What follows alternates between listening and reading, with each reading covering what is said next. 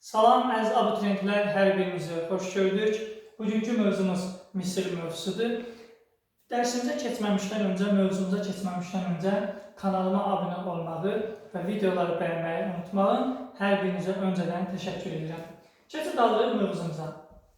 Demək, Misir Afrika qitəsinin şimal-şərqində yerləşir və ərazisindən dünyanın ən uzun çayı hesab olunan Nil çayı axır. Və Nil ətrafında yaşayan insanlar ki var idi, təbii ki, əkinçiliklə məşğul olacaqlar və yuxarı əkin sahələrini suvarmaq üçün şaduf qurğusundan istifadə edəcəklər. Və Nilin ətrafında yaşayan insanlar təbii ki, yay aylarında daşqınlardan əziyyət çəkirlər və bu daşqınların qarşısını almaq üçün dambalar, yəni süni bəndlər yaradırdılar. Və Nil çayı ətrafında bitən papirus ya qamış bitkisindən də istifadə edirdilər, sallar düzəldirdilər, qayıqlar düzəldirdilər və evlərin damlarını örtmək üçün istifadə edirdilər. Vahid Misir dövləti yaranana qədər nomlar şəklində olub. Nom Yunancadan vilayət deməkdir və ilk əvvəllərdə bu nomların sayı 40-a çatırdı. Nə idi nomlar? Yəni, xırda dövlətlər idi, kiçik dövlətlər idi, hər birinin ayrı hökümları, qanunları var. Və bunlar bir-biri ilə otlaq sahələr üzərində, əkin sahələr üzərində vahid dövlət, vahid Misir dövləti yaratmağında bir-biri ilə mübarizə aparırlar. Və 4-cü minilliyin ortalarında aşağı və yuxarı Misir yarandı.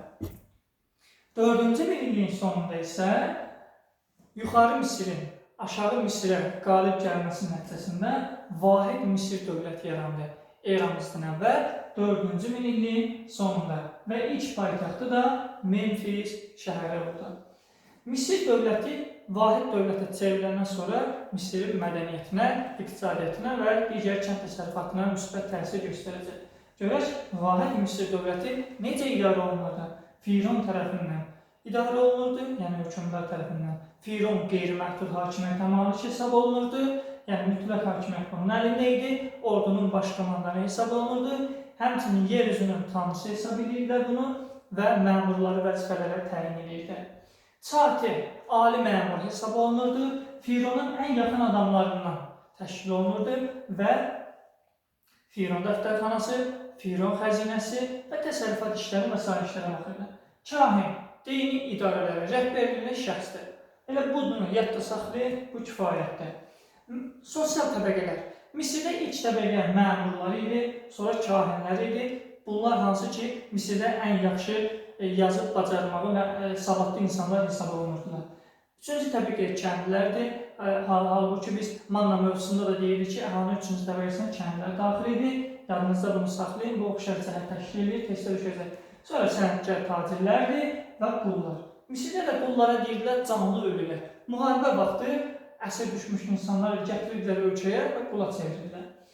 Demək, əziz abituriyentlər, 2-ci minilliyin ortalarından başlayaraq Misir işğalçılıq yürüşlərinə başlayır və ilk işğalçı yürüşlərə başlayan birinci tutması olacaq ki, şərqə doğru ilk dəfə olaraq şimalda Misirin sərhədlərini Fərat çayına qədər genişləndirir.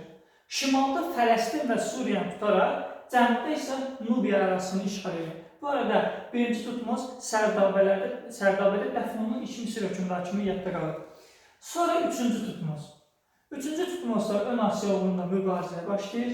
Fələstin, Suriya, Finikiyanı işğal edərək Fələstin və Suriyaya canişinlər təyin edir. Bax, bu testdə düşəcək. Ön Asiyanı işğal edərək canişinlər təyin etmişdir ki, üçüncü tutmaz. Demək, üçüncü tutmaz vəfat edir və bunun vəfatının ardından Misirin ön Asiyada mövqeyi zəifləyir və ondan sonra hakimiyyətə gələn ikinci Ramzes ön Asiyada itirilmiş mövqeyini bərpa etmək üçün Het dövləti ilə mübarizəyə başlayır. Yəni, indiki Kiçik Asiya Türkiyə arasında qüdrətli bir Het dövləti yerləşirdi və Suriya uğrunda mübarizəyə başladılar. Mübarizənin sonunda eramızdan əvvəl 1286-cı ildə Misir Het müqaviləsi bağlandı və ona deyillər Kadeş müqaviləsi. Kadeş müqaviləsinin şərtlərinə görə Şimali Suriya Hetlərə qalır, Cənubi Suriya isə Misirlilərə qalırlar. Və tərəflər lazım olduğunda bir-birlərinə yardım etməli idilər. Demək, ikinci Ramzesin dövründə artıq Misir iqtisadiyyatı sürətli şəkildə inkişaf etməyə başlayır. əmin-amanlıq dövrü kimi xarakterizə olunur. Çünki müharibələr başa çatır, yürüşlər, hərbi səfərlər başa çatır və təsərrüfatda canlanma baş verir. Və nəhayət, 2-ci Ramzes də vəfat edir, onun ölümünün ardından, yəni 2-ci minilin sonra, 1-ci minilin əvvəllərində artıq Misirdə hakimiyyət uğrunda mübarizə başlayır. Hakim sülalələrin tez-tez dəyişməsi Fironların nüfuzdan düşməsinə gətirib çıxarır və sonda Misir dövləti zəifləyir və xırda dövlətlərə parçalanır.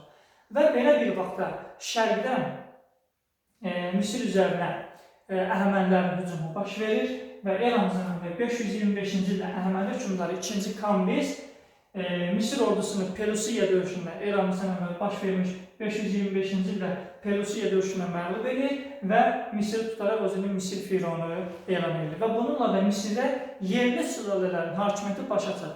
Yəni Misir artıq başqa sülalələr, başqa dövlətlər tərəfindən idarə olunacaq. Və 332-ci ildə isə Misir Makedoniyalı İskəndərin hücumuna məruz qalır və müqavimətsiz Misir tutan İskəndər özünü Misir Fironu elan edir.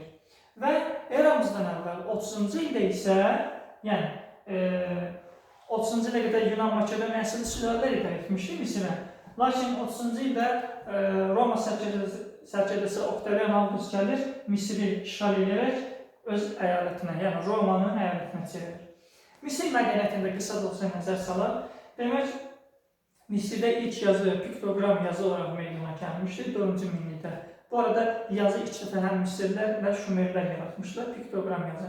Sonradan isə Misirdə hierogliflər meydana gəldi. Təbii ki, vahid dövlət varsa, yazı da mütləq olmalıdır. Çünki hökmdar qanunlarını, fərmanlarını xalqa, əhaliyə çatdırmaq lazımdır ki, yazılı şəkildə. Sonra astronomiya sahəsində də Misirlər çox böyük biliklərə sahib idilər, ulduzların xəritəsini çəkə bilirdilər və təqvim anlayışı da Misirdə var idi.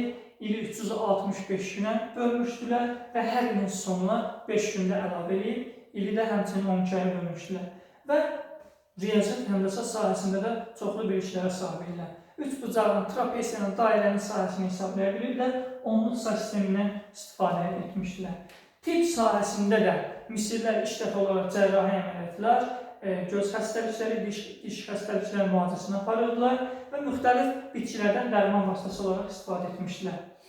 Misirlilər piramidaları nə üçün inşa edirlər? Ona görə Misirə deyirlər həm də ehramlar ölkəsi. Piramidaları Fironların qüdrətini, əzəmətini göstərmək üçün və yaxud da Fironları orada dəfn etmək üçün inşa edirlər. Və ilk piramida Firon Djoserə məxsusdur ki, bunun hündürlüyü 60 metr olmuşdur. Sonra isə Xeopsa ən hündür piramida hesab olunur, 147 metr. Amma sərdabələr də mövcud idi Misirdə və ilk sərdabədə dəfn olunan hökmdar kim olub? Bayaq vurğulamışdıq, 1-ci Tutmos. Və bu sərdabələrin zənginliyinə görə Tutanhamonun sərdabəsi xüsusi olaraq vurğulanır.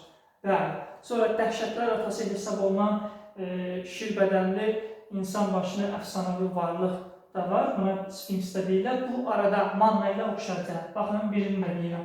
Bu Sfinks Mannatı da var. Din, qısa şəkildə deyirəm, din Misirdə çox tanınır, mövcud olur. Sağ olun, əziz abituriyentlər, hər birinizə uğurlar.